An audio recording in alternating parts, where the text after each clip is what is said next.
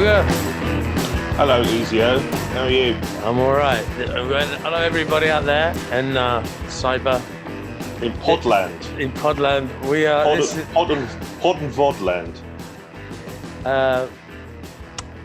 We are... this is the... Okay. This is the... This is so show business. This is the Ezio and... What is it?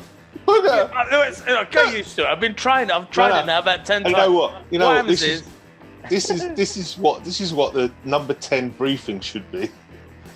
Shouldn't be so stable. Hello. What's it? Right, here we go. Let's go full showbiz. Here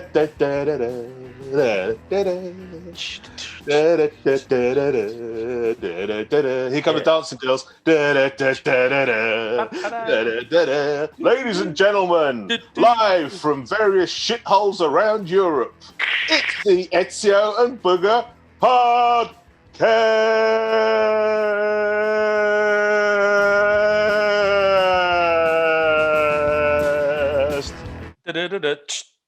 Right, so I think you should do that every week. It's fucking fantastic. I'll do variations on that then. Yeah, so I'm going to put that in my LinkedIn profile that I don't have. Can do introductions. Oh, great! Oh, we're being joined. We're being joined here. Wait a minute. Hold on. Has he got camera? There he is. I'll unmute myself. There we are. Yes, hello. Hello, Graham. Hello. We are joined, ladies and gentlemen, by the wonderful Graham Bonnet, the third member of the band, as you will. How are you, Graham? I'm very good. Very good. Cool. Facing around my lounge. Oh, that's very nice. Looks very nice. I've never been to your house because Graham, in the last couple of years, how long have you been there now? 2 years? 3 years. 3 years has moved to Norfolk. Bumfuck in Norfolk. And basically, and since we haven't got proper passports because of Brexit, we can't go that far north or south or east or west. It's east. I don't know. Somewhere through that, me saying that, Siri came on my phone, and it said "bumfuck." I can't help you with that, which is. Listen. If it could, it would be the perfect electronic gizmo, I think. If it could help you with that, that would be really something. Yeah. So, literally, Steve Jobs has reached up from his grave and gone, he's thinking already, Tim Cook's thinking of doing iBumfuck, which will be, just make your own thing up from there, really. No. So what we thought this week is the fact that... people know us. If you've been to our gigs everywhere, we're always behind the desk for many, many years. Has been Graham doing. If you wonder how come we sound the way we do, he's responsible. Right? So don't blame us. No, Graham has always been with us. Takes care of sound. He's just brilliant at it. But you might hear him answer the odd question from the stage, like "What's wrong?" But you don't really know much about him. So I thought this is a chance on the podcast to introduce people to Graham, so you get to know him because he's very funny. And I'm not feeling very funny though.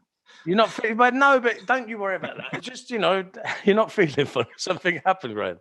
You haven't got the Rona as well, have you? No. Have you actually left the bunker of where you are in darkest Norfolk? Not for weeks, actually. I don't think. No. Apart from when I last saw you, I think it was the last time I actually went any distance. When was that? That was December the 7th. Gracious. We did the or 7th or 8th. We did the live stream. Live stream. That was it. I've done it. I enjoyed that a couple of times. I enjoyed that. Yeah, it was good, wasn't it? It was good. Yeah, I really enjoyed that. Maybe we could air that again at some point. That was really good. We should speak to Rupert and see at some point when, the Earth starts to revolve again and penguins stop becoming weaponized and we can all go out and lick door handles safely, that we can maybe get close to doing something like that.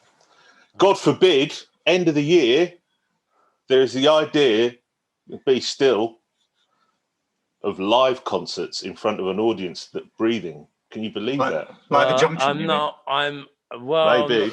we're hoping for the autumn, but anyway, I'm not holding my breath.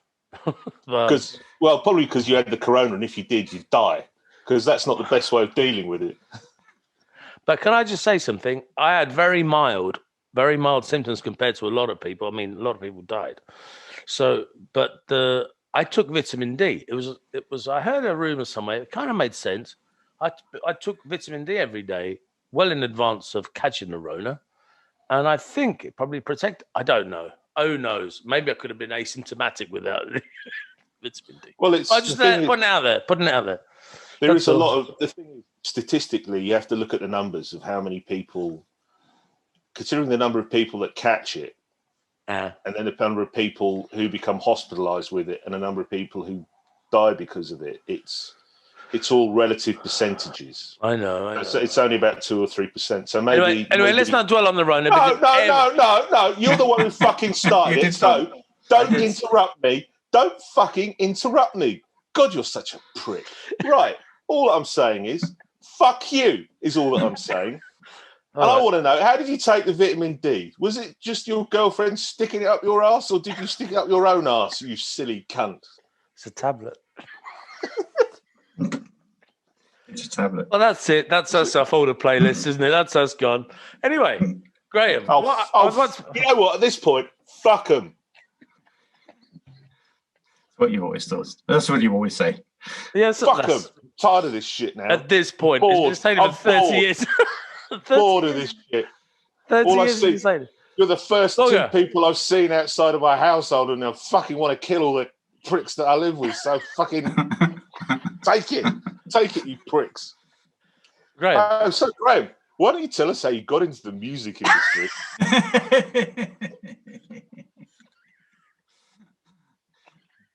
I've gone dizzy. So, but seriously, how did you get in the music industry? Did you like music as a kid? Did you go to school for music? Did you find Jimmy Savile and Gary Glitter were both of your idols? Did you like Top of the Pops? I'm not going to answer that. No, you are under pain of us visiting. What I think that people don't really know, Graham, is that you've worked on a lot of quite well-known, high-profile artists. Like Right Said Fred. Yeah, that's the one that everyone knows. You mixed that record, didn't you? I did. That's my only number one in the States. Like only number one Isn't in it? the States. But I'm pleased. Because a lot of people get embarrassed about some things they did that artistically weren't up there. But take ownership of it. It's fine. Can I just say, Graham? Can I just say something about that record? I remember being in bed in the 80s or whenever it was, and that coming on the Simon Mayo Radio 1 or something like that, and it came on, and I remember thinking, compared to everything else, I think that record sounds great. I thought it sounded really good at the time. So well done, Graham.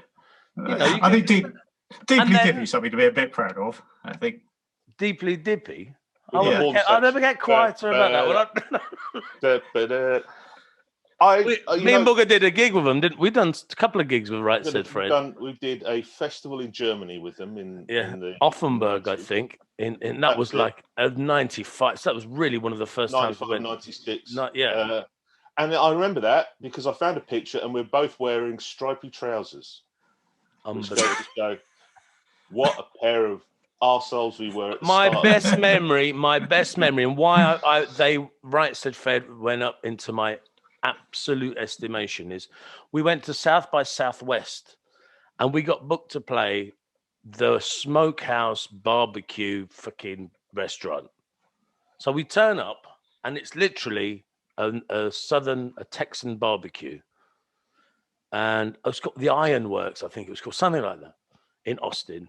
And there was us playing with two guitars, and there was one family of generously proportioned Americans eating as many ribs as you could get on a bus, right?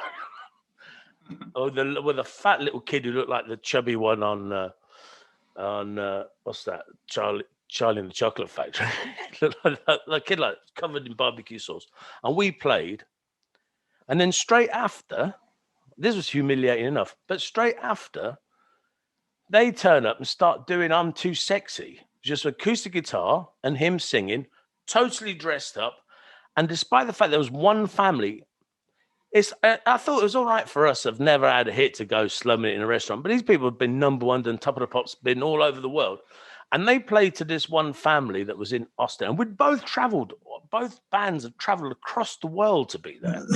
Yes. Right.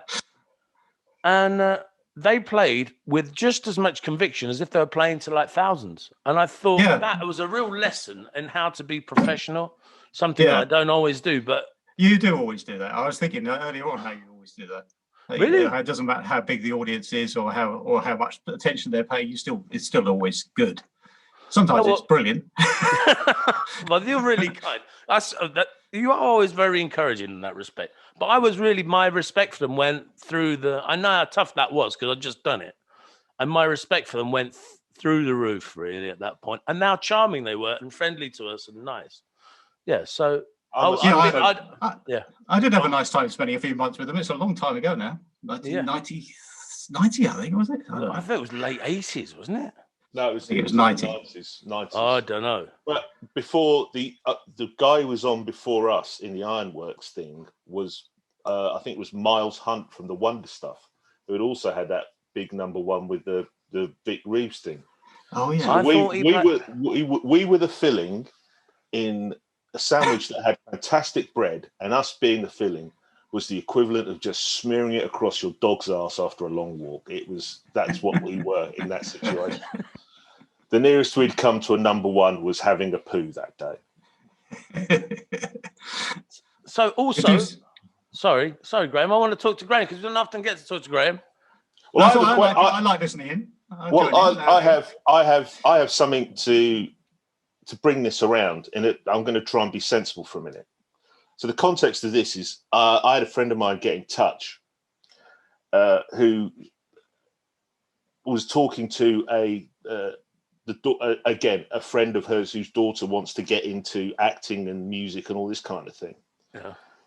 And it was taken as this 16-year-old was kind of going, I want to just, I'll do my A-levels and I'm going to go to whatever is stage school or the Brit, whatever the Brit Academy or whatever it's called. And I can do this and it can be great for this. And my friend who had been, she'd actually been a dancer for a long while, was saying, well, do you know how tough it is? Do you know to actually commit to doing something in the industry, this industry, entertainment? It's not as straightforward a line to take. And this girl kind of got upset about it because she was saying, you've got to really be committed to it.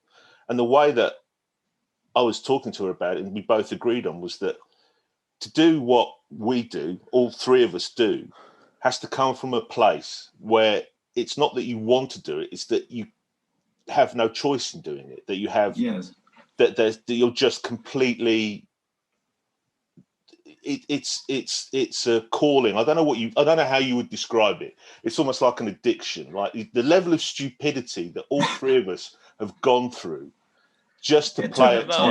Excuse me. And that was, but my point being is there's a difference. And asking Graham, what was the thing that got you to say, I'm going to sit in Red Bus Studios and make tea for 2 years for complete arseholes just so I can get a chance? What was that point? Because what was your point, Ed? Where was that thing where you just went, I can't do what I'm doing. I have to do this. I remember being 14 years old and I had a Strat copy.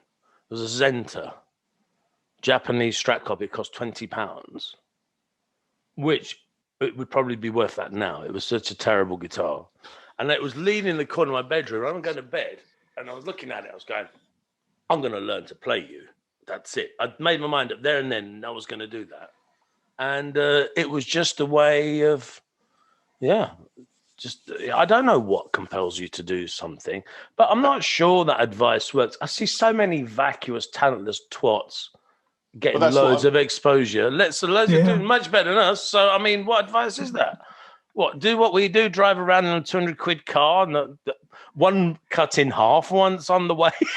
I think I'd still want people to do that, wouldn't you? I'd still advise if your son said, "I'm going to do what you did," you'd go, "Oh yeah, go on then."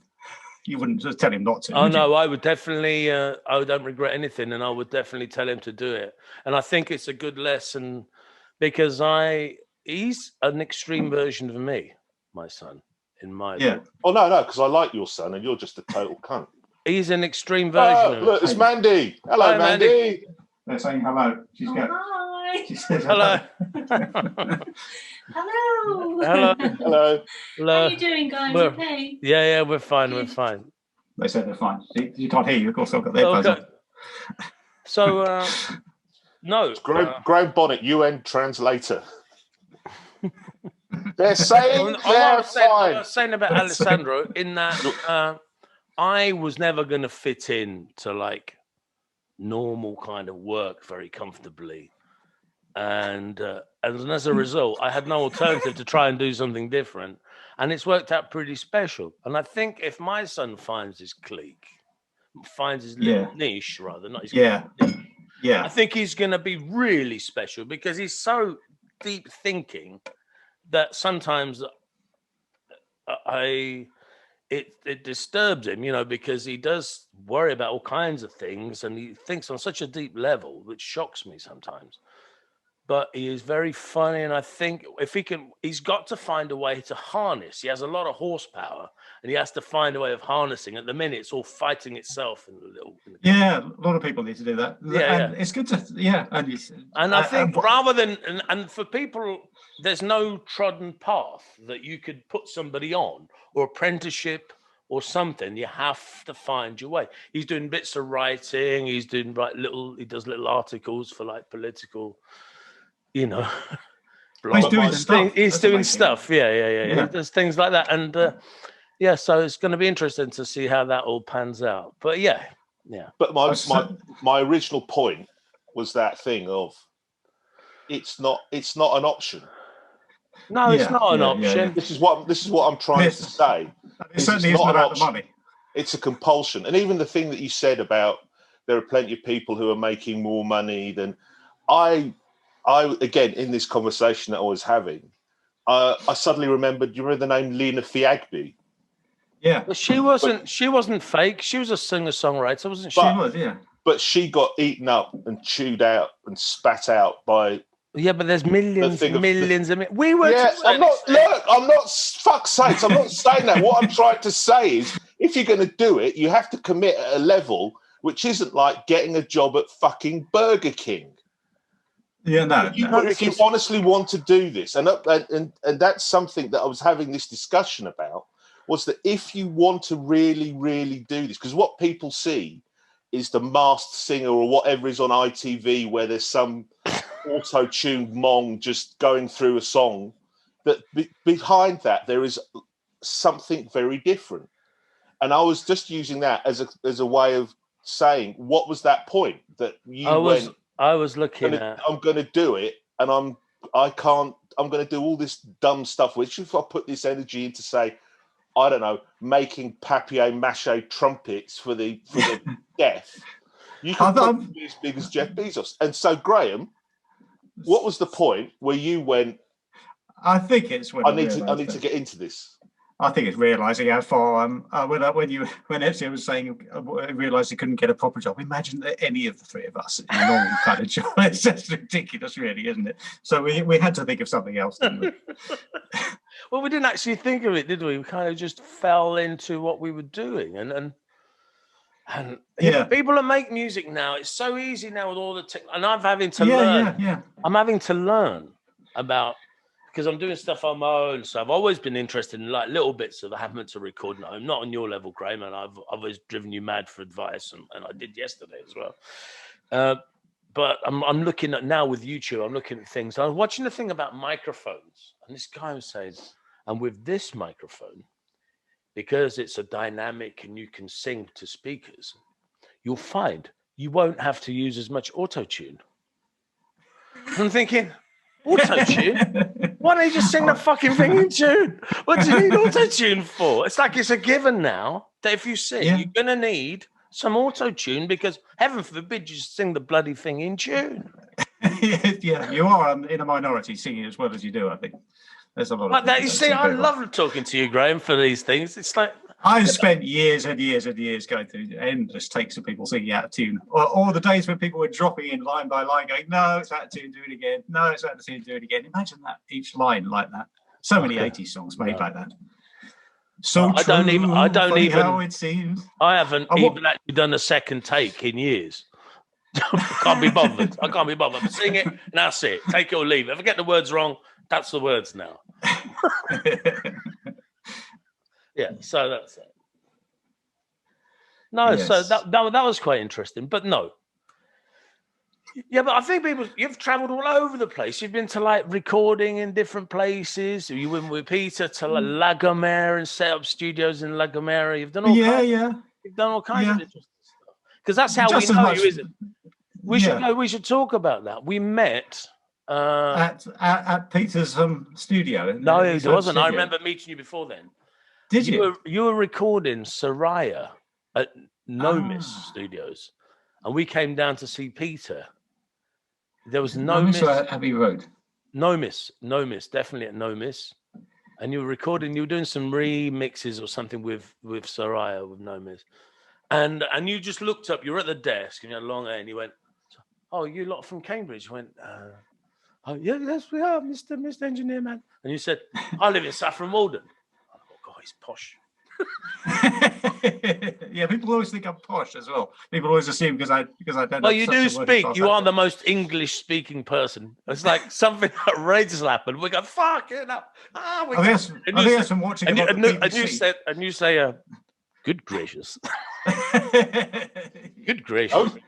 Oh my. That's partly being a s2e fan, though. I think is it really? Yeah. Realising it's actually nice. I think the commonest ground that Graham and I have is the love of anything Seth MacFarlane. So yeah. Oh my. This is like the in-joke in the car that I don't understand because I don't follow this. So so fuck you.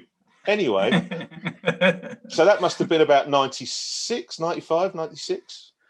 No, I don't know. It was later because we'd done Diesel Vanilla. Soraya album was during Princess Diana getting driving into a wall. That was during that time.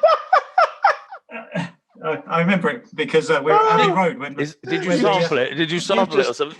You just caused 10,000 Daily Mail readers to just break down, just sitting crying. Going, "She was my princess." When was that? The fucking wall. That was the point. It defined the time. Yeah, it did, didn't it? Well, no, but we don't know that, do we? It's just at the time. No. When was that? 98, 99? I don't know because I don't give a shit about the royal family. So it was Higher, really. That I spent a lot of time. Yes, wasn't it? Yeah, and you recorded Higher. That was in Peter's. That was 90. When was that? 99. That was 99. So that means 22 years, for fuck's sake. Yeah. Great gracious. Yeah, 22 years. Basically, our relationship has grown up, gone to school, failed its A-levels, resat its A-levels, gone to university, and is right now probably smoking weed, trying to microwave a Ginster's pasty and wondering why the microwave is blowing up because he hasn't taken the foil off it. 22 years. Yes. And somehow you've maintained the rampant raw sexuality that has been the note throughout all of our time together. Well, I think that's a serious point, Booga. I definitely think that doing music keeps you younger. Yeah. When I look at my contemporaries, apart from Andy Slater, who still looks exactly the same to me, when I look at my contemporaries, they're fucking ancient. They're ancient. Yeah, we like to think we're not old, and that helps. Maybe we're in a state of arrested development. Yeah. That's what our women in our lives would say. Well, yeah, I think it's it's scary. But the reason I got up and I went to get a light because it's a run. Anyway, it's a podcast. Don't need a light. Yeah, I thought I'd stand up. I don't do these things. No, but that's quite good because there's some movement in what you're doing rather than we're just stationary. Well, Booga moves around. He lounges around like some Roman emperor about to be fed by having some Nubian women come to feed him grapes any moment. Well, I did have to get up there because under the fake pretense of blowing my nose, I'm actually making sure that my basement family got its daily supply of bin leftovers. All right. So, you know. What's a bin? What's a basement bin leftovers?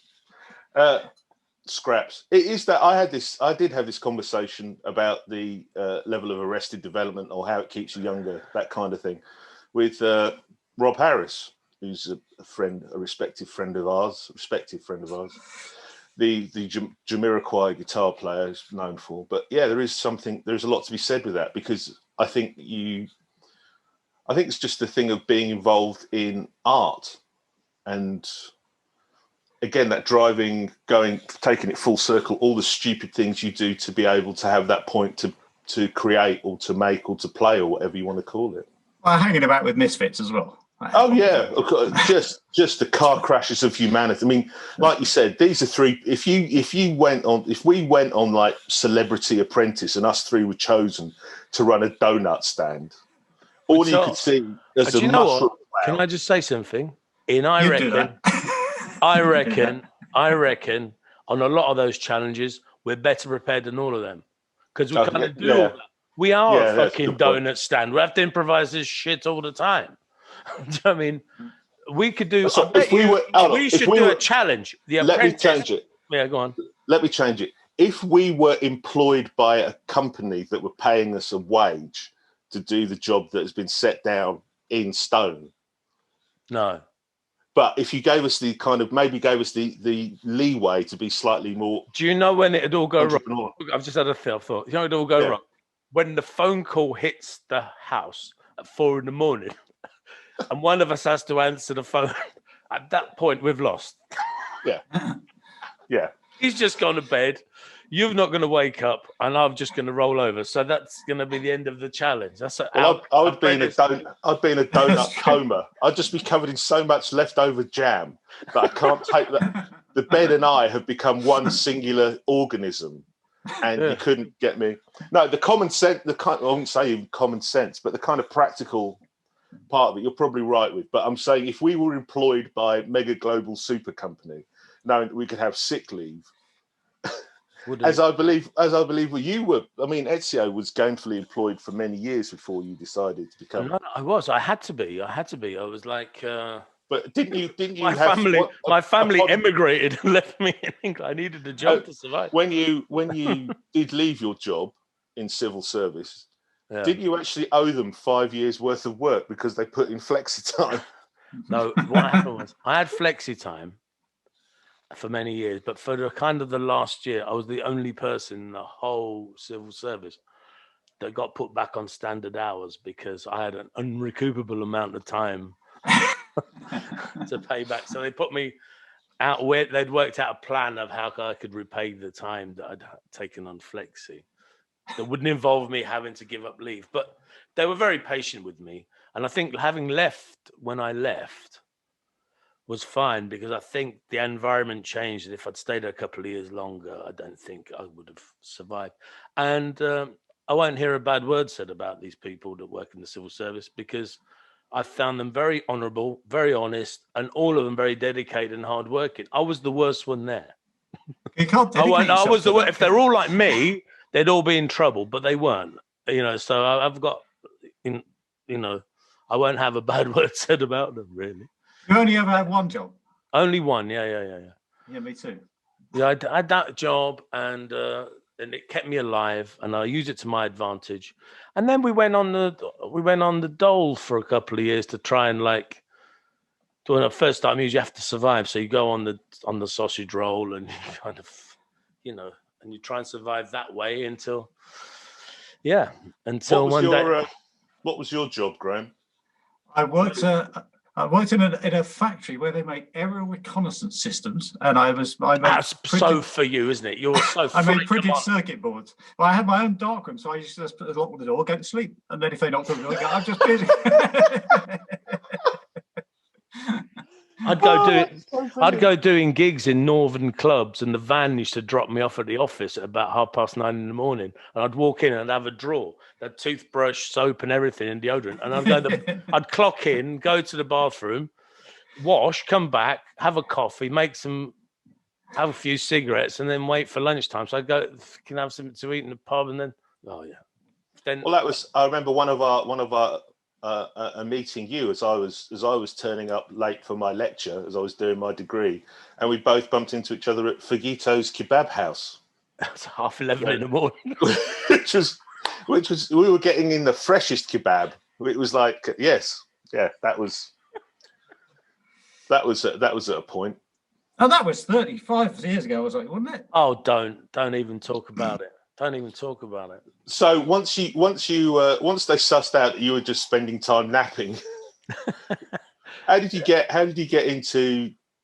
Was it Red Bus first studio? Yeah. Mandy and I we just let's move to London. We were on the dole as well. We moved to London, found a flat on the dole, and kept a car on the credit card, and then I wrote to loads of studios and got a job there because they were just cheapskate, and they took the first letter that looked any good, and that's what I noticed they did all the time. That's why I got the job in the first place. And then they were a Jewish company who liked to save money, and so they let me loose on the desk all the time. So I learned pretty quickly what I was doing. What they basically said was, "You're cheap. So interesting. Get it done." Yeah. So interesting. I was thinking you said a Jewish company. So interesting. They treated me like I was part of the family because I was there for years. Listen, anybody that's ever given us a break, has ever actually, rather than just giving us a load of chat and made empty promises, that's actually invested anything or time with me and Booga, they've all been Jewish, every single one of them. So yes, because it's the artistic ones who can see there's a way of monetizing it, which we're useless at. We can't,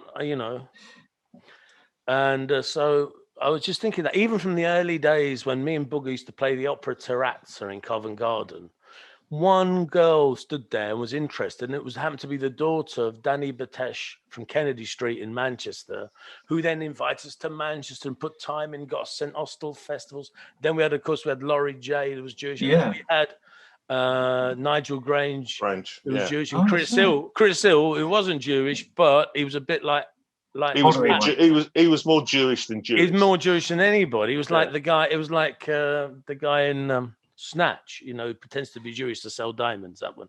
He's like him. I can't remember his name. Mike Reed. Well, not Mike Reed. The one who used to run around. Anyway. Mike Reed. It was Mike Reed. Okay. That was Mike Reed. Yeah. So, sorry, I totally interrupted you about being a Jewish company. Carry on, Graham. So, go on.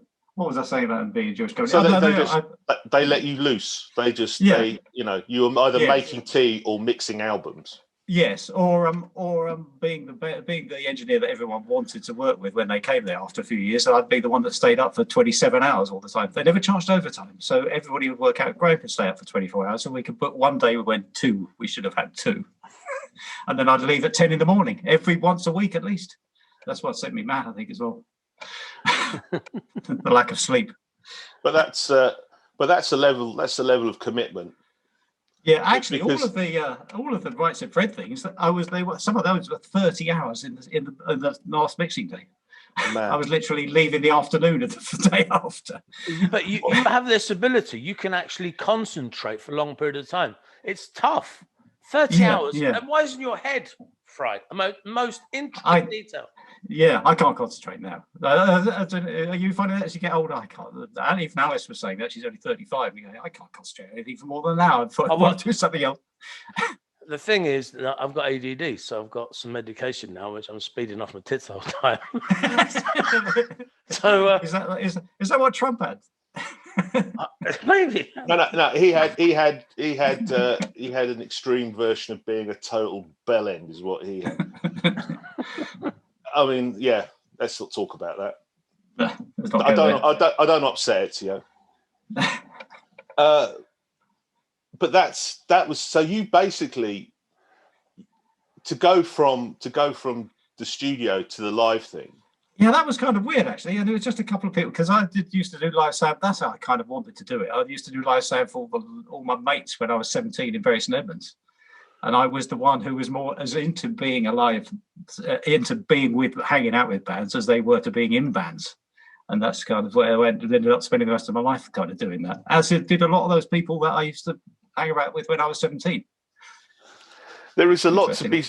I have the idea that it's just like being in a gang. All it is just you're in a gang, like you were when you kids. Yeah.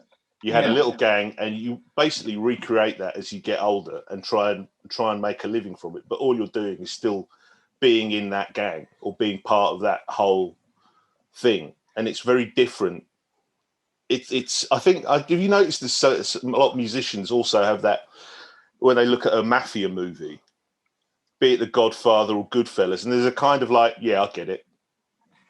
Because there's that thing of just being. I really don't get it. I really don't get it. What do you mean? Like, well, no, the thing of just being outside of what is the norms. Oh yeah, that's what I'm saying. I'm not saying that. Oh yeah, we do a gig and then the next thing we stop off at the side of the road and bury a body of a punter who didn't buy a CD. I'm not going down that route, you silly fucker. What I'm saying is that the outside element of it is something that's quite appealing, and it's something that you get. Going back also to what you're saying about the youthful aspect of things, is just being in that kind of gang and not, nobody's going to go noticed that we don't. None of us are going to go and go, so what did you do last weekend? Oh, I went to Aldi, and then after I went to Aldi, I went to see Milan because we were going. What did you do? That is what we do now. I woke up at 5 a.m. because I didn't get home till 3, and Ezio ended up mistaking a body wash with toothpaste and ended up washing his cock until it went all foamy, and Graham's taking an inordinate amount of drugs and Booga's trying to jump off a building because he's depressed because he's just a cunt like that. It's just a different world, isn't it? Yeah, but that's all it is. That's all it is. Yeah, but the thing is, the gang thing, I was thinking that's quite interesting because there's kind of like definitely roles that people have that I notice because of the way things are now and the fact that I'm in Europe a lot, I have been for the last few years. I've done a couple of things on my own, and that's not a gang. And so I noticed that I'm really missing aspects that you wouldn't imagine. For instance, of Booga, what I really miss about being with Booga, apart from his guitar playing, of course, and stuff like that. Oh, fuck off you. Is what I really miss. What you really do is really good for me is when I get agitated, and I'm prone to, people don't realize, I don't think I do, but I get massively wound up and agitated. And Booga's always been a really calming influence, And so are you, Graham, to an extent that if something technical happens on my own, I start sweating. I remember doing a live stream on my own. I just couldn't get it to connect. And I was physically sweating. I felt sick. And I couldn't get, and I kind of, technically, I know you're in completely safe hands with Graham. We turn up places where the PA doesn't work and things don't work. If you're not there, we're fucked. Really, we don't know what to do. But I mean, you'll go, and they go, "Oh, yes, I do." And even the people that own the PA don't realize it's broken, and you mend it for them. We should charge them. And it's quite a few times actually, yeah. And Booga, and on stage, if I get agitated and I've got all these thoughts going through my head that have nothing to do with music or playing, and Booga senses that, and he'll say, "It's okay, you can calm down." He did it on the live stream. I think he did it at the live stream. I was getting it's okay, it's going okay, because it's a strange environment. You're playing, bang. And there's nothing back. It feels like a gig, but it's not a gig. It does that all the time. So there's a lot of, and perhaps I'm the opposite. Maybe I wind you all up. I don't know. Let me tell you. Another thing I think about gigging is it makes us all. When you have to concentrate. You've got to get through all the way through the gig. You can't wander off and do something else. Which is another good thing for someone with poor attention span, I think. Oh yeah, it forces you, and also being on life in general when you're like this, so disorganized, chaotic, you end up doing nothing because there's too many options. Whereas if you get in a car, you have to go to a place. Your day is structured and clear. What you have to do, you have to turn up, sound check, play, talk to people, go to bed. Drive That's home. what you have to do, and it takes all the responsibility away from you of imagining what you should be doing next, or Yeah. We need to get back to it, don't we? I think we're all going to go. I think it's going to be amazing. I think the first few are going to feel fantastic or scary. I don't know how it's going to. I always look forward to those moments when we're playing and there's the kind of the thing where it's almost on wheels, where everything just slows down and you're kind of in control, but you don't have to. It's flying by wire. It just happens. But there's times when we've been playing. You don't have to think, or you don't have to work. You don't. It just.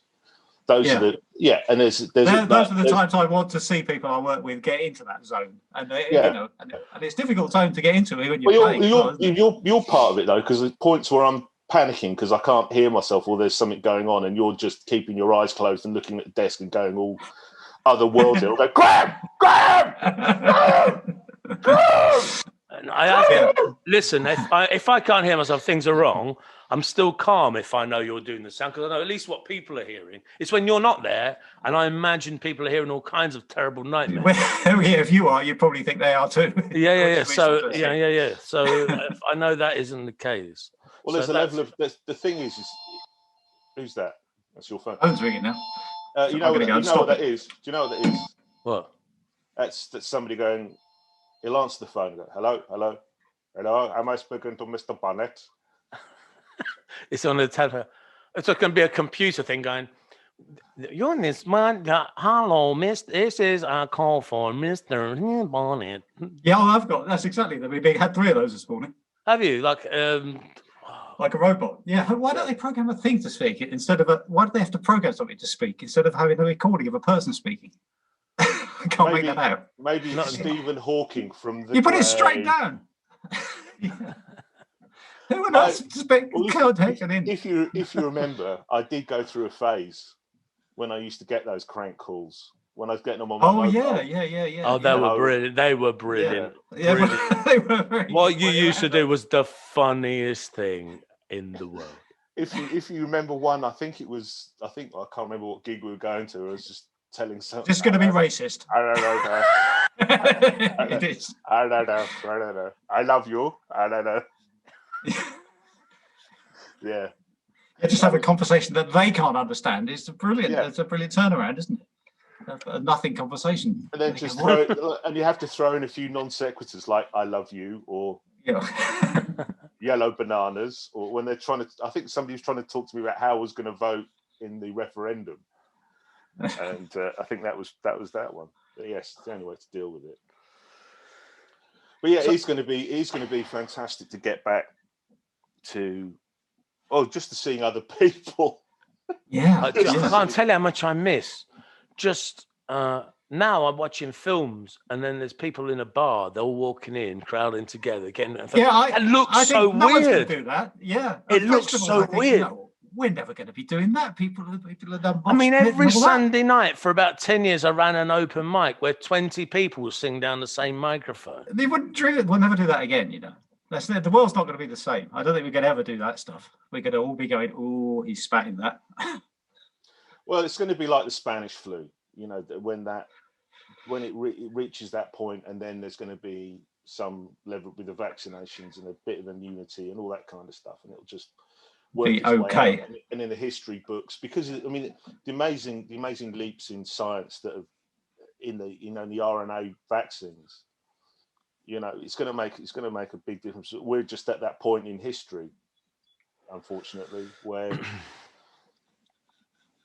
it's like being we just don't know in 1914 or in 1933 or in so yeah.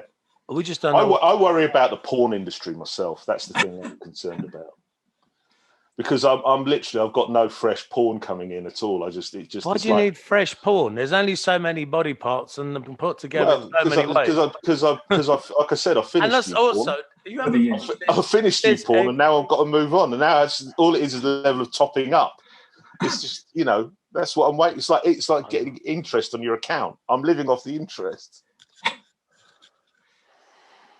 Well, that's a joke, you silly fucker. Oh God, I've taken that literally. I've taken it literally. So what's been going on in the old Norfolk homestead then, Graham? Oh, not very much. Trying to do bits of work from home and not doing up the house, and just not getting on with anything really. Doing a lot of watching telly and sitting about. What about? Have you not been doing stuff because you do all the audio side of Paul Carrick's work, like be it live or in the studio? Yeah. So we're doing some remote stuff. He's working on an album, so we're trying to work out how I can do bits of mixing with him without going down there. That's what we've been doing, some of that. It's not Dropbox. It's not what Dropbox is for and stuff like that. Yeah. We're trying to work out if we can do it simultaneously, so we can work on the same song at the same time. And then decided that's probably not worth doing anyway. Didn't Cubase used to have a thing years ago that could do that? They had a thing, didn't it? Oh yeah, Pro Tools has got it, but it's I'll tell you something about it sometime. It's not the time. All right, okay. All right. Yeah, it's what it works. But yeah, I'm trying to work at home, and but I'm enjoying just hanging out at home, to be honest. There's going to be elements. The first lockdown I thought felt quite special, and because it was kind of weird and everything was kind of clean and silent, and as long as you weren't starving, it felt like there was something special about it and new. But I've had enough now. This really is. Yeah, you've really been locked down, haven't you? Well, I've now been, I haven't left this apartment since the beginning of January, and my quarantine ends on Friday. It's only about 30 square meters of the whole thing, isn't it? Yeah. And my quarantine ends on Friday, and Where are you going? No, I'll be able to go outside. Yeah. It's because I'm in Germany and I travelled and I got, with symptoms, and which I didn't think were the corona because I had a negative test, but then turns out that my daughter had a positive test, so I knew it was. And I fortunately have never left the flat in Germany because can you imagine being the first person to import the British variant into Germany? You'd never forgive yourself, would you? If somebody... Well, you'd have introduced the cunt variant, wouldn't you? So much of a cunt you are. Thank you. And yeah, it's not a good thing to be known as the one in the building who gave everyone COVID, is it? It's not the. No. Not the...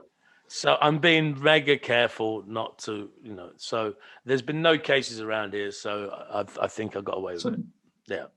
Yeah. I think as well we're quite fortunate. I mean, me being in Cambridge, Graham in Norfolk, that there is plenty of space, and you're not seeing the numbers that you're seeing around various other parts of the country. I think Cambridge was pretty bad at one point.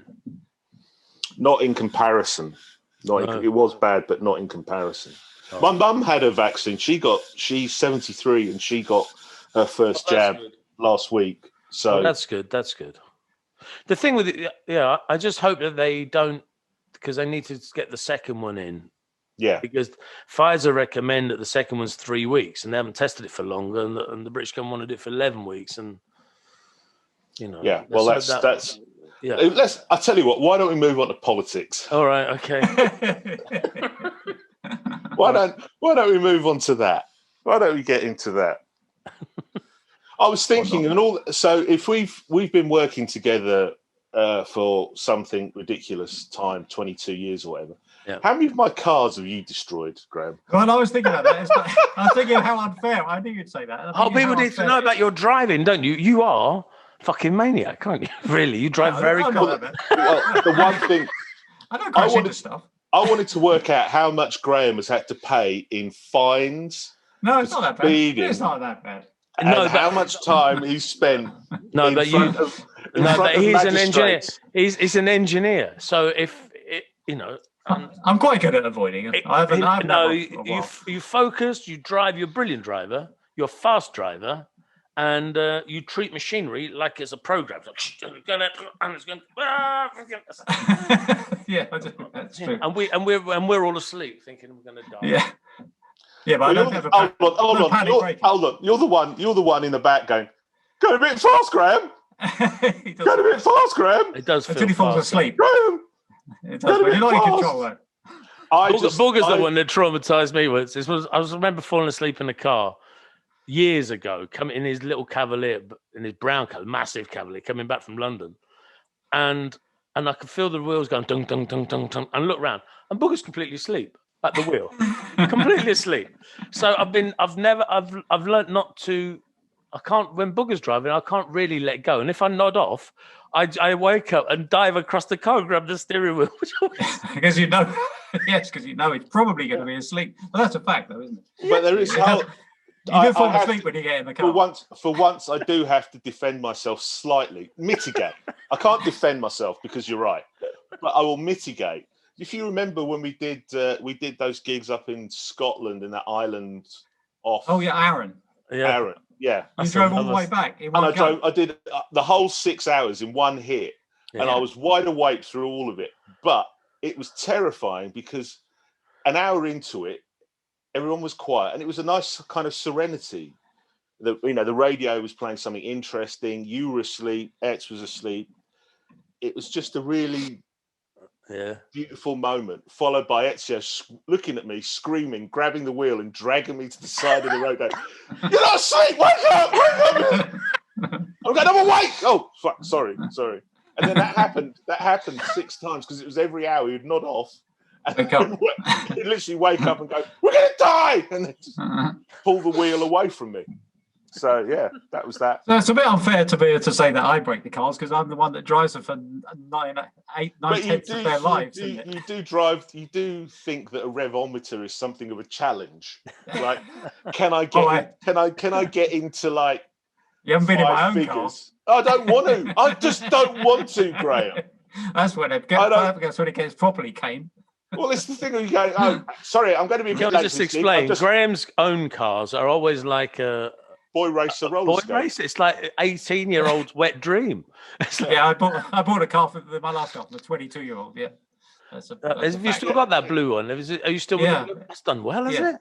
Yeah, it has. It looks terrible and it drives fantastically. Even my garage. Anytime you scrap this, no, one more time. Change all the brake pads and all the discs. Steve. One more time. I think I've got one more character out there. It does thousands of miles every year as well. Oh no! Gallons of fuel as well. So why you drive it, Graham? Why you drive it? How's all use gallons of? Yeah. We've done the equivalent journeys that you would take in a car, my car, in the same car, using the same scientific process. And when you're driving it like a sane human being, it doesn't. You basically caused climate change. You are the single fact. They need to give you an electric car because, quite frankly, at that point, our children's children will be able to walk across the planet. Or it's time to start up another power station. But it's yeah. Well, that's my reason for having cheap cars. I can afford the petrol because I have shit cars. Right, I think. Do you want to? Should we wrap this up? Because it's been. I think that's a good idea. Yeah, that's fine. We're going on to drive. The thing is, Graham, you're going to be asked to come on these because, quite frankly, the Faustian Pact you signed somewhere in your life. This is the part of the Faustian Pact. This is the payment. This is. I am used to listening to you guys talk shit, and then before you fall asleep in the car. There's always this half an hour where we talk shit like this. It's been really nice you being on here, Graham. And we're going to do this again. And I hope people have got to know Graham a bit better from having seen him. Our regular gig goers will have seen Graham time after time after time, and not having much to say. Well, no, but afterwards they do. We get to hang out and chat to people. So yeah. Well, Booga, lovely to see you, and. Graham, good to see you. But a bit, and just all of you take care and stay safe. And good, everybody's looking well. Yeah, that's the main thing. And that's because I put a lot of Vaseline on the camera, so that's why I'm looking. All right, guys. If you actually looked at me right now, you would send me straight to the vets and then go, "I think we need to say goodbye to him." I think we need to say goodbye. Yeah. Right, take care, everyone. Goodbye, everybody. Bye. Bye. Bye. Please subscribe to the podcast.